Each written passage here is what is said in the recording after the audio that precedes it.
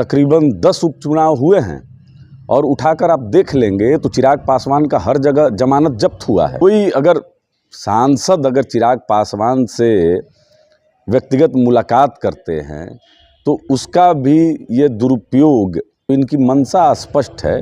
राष्ट्रीय लोक जनशक्ति पार्टी चिराग पासवान को नोटिस नहीं लेती है। चिराग पासवान बिहार की राजनीति में कोई उनका जनाधार नहीं है। 2024 में आप देख लीजिएगा कि चिराग पासवान सांसद भी नहीं रहेंगे। नमस्कार, आप देख रहे हैं लाइव बिहार। मैं हूं आपके साथ असलम अब्बास। लोजपा यानी पशुपति पारस गुट और चिराग पासवान गुट, दोनों के बीच को लेकर राजनीतिक रस्साकसी कितना है, ये आम तौर पर आप देखते रहते होंगे और सुनते रहते होंगे।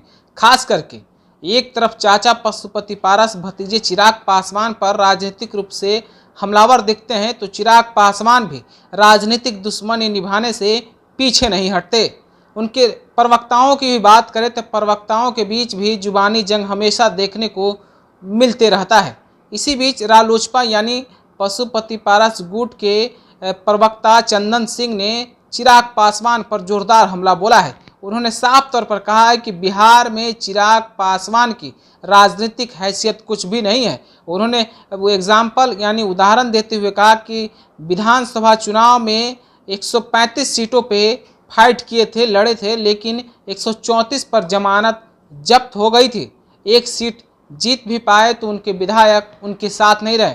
साथ ही साथ उन्होंने कहा है यानी कि 2024 में वो सांसद भी नहीं रहेंगे, सदन भी नहीं पहुंचेंगे। चंदन सिंह पूरे मामले को लेकर चिराग पासवान पर कितना राजनीतिक रूप से प्रहार कर रहे हैं, राजनीतिक रूप से आक्रोशित हैं, जरा सुनिए चंदन सिंह को।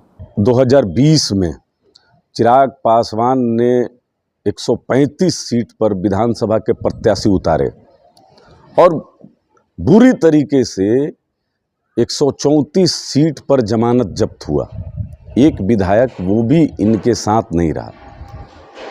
आपको पता है कि लोकसभा में लोक जनशक्ति पार्टी के 6 सांसद और 6 में से 5 सांसदों ने नेतृत्व परिवर्तन के लिए लोकसभा अध्यक्ष को आग्रह किया और लोकसभा अध्यक्ष ने नेता सदन आदरणीय पशुपति कुमार पारस जी को बनाया। तो जब नेतृत्व परिवर्तन कर दिया गया, उससे चिढ़कर चिराग पासवान ने एक अपनी पार्टी बनाई और बिहार में पिछले 2 साल में तकरीबन 10 उपचुनाव हुए हैं और उठाकर आप देख लेंगे तो चिराग पासवान का हर जगह जमानत जब्त हुआ है। वो विधान परिषद का चुनाव हो या कोई उपचुनाव हो, तो चिराग पासवान बिहार की राजनीति में कोई उनका जनाधार नहीं है, कोई वोट नहीं है। तो कोई अगर सांसद अगर चिराग पासवान से व्यक्तिगत मुलाकात करते हैं तो उसका भी ये दुरुपयोग मीडिया में करना चाहते हैं, तो इनकी मंशा स्पष्ट है। राष्ट्रीय लोक जनशक्ति पार्टी चिराग पासवान को नोटिस नहीं लेती है। अब 2024 में आप देख लीजिएगा कि चिराग पासवान सांसद भी नहीं रहेंगे, चूँकि ना ये एनडीए के साथ हैं और महागठबंधन के ये नज़दीक हैं।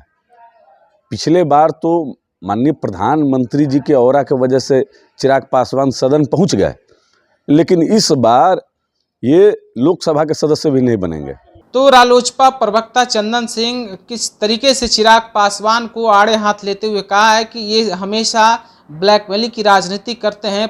2019 में तो इनके साथ नरेंद्र मोदी का चेहरा था तो संसद पहुंच भी गए, लेकिन 2024 में ये ना तो लोकसभा में पहुंच सकते हैं, ना ही इनका कोई जनाधार है। साथ ही साथ आरोप लगाते हुए कहा है कि चिराग पासवान हमेशा से महागठबंधन के साथ में दिखते रहे हैं, कई मोर्चे पे वो महागठबंधन को साथ देते हैं।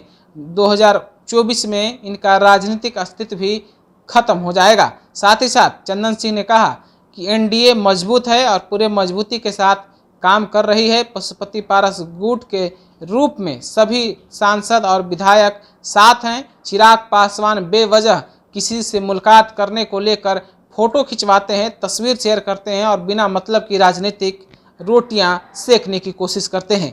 तो चंदन सिंह को आपने सुना है, चिराग पासवान को लेकर किस तरीके से बोल रहे थे। आप अपनी राय कमेंट करके हमें जरूर पहुंचाइएगा। इसी तरह की दूसरी खबर को देखने के लिए आप हमारे साथ बने रहें। लाइव बिहार यूट्यूब पर सब्सक्राइब और फेसबुक पर लाइक जरूर करें।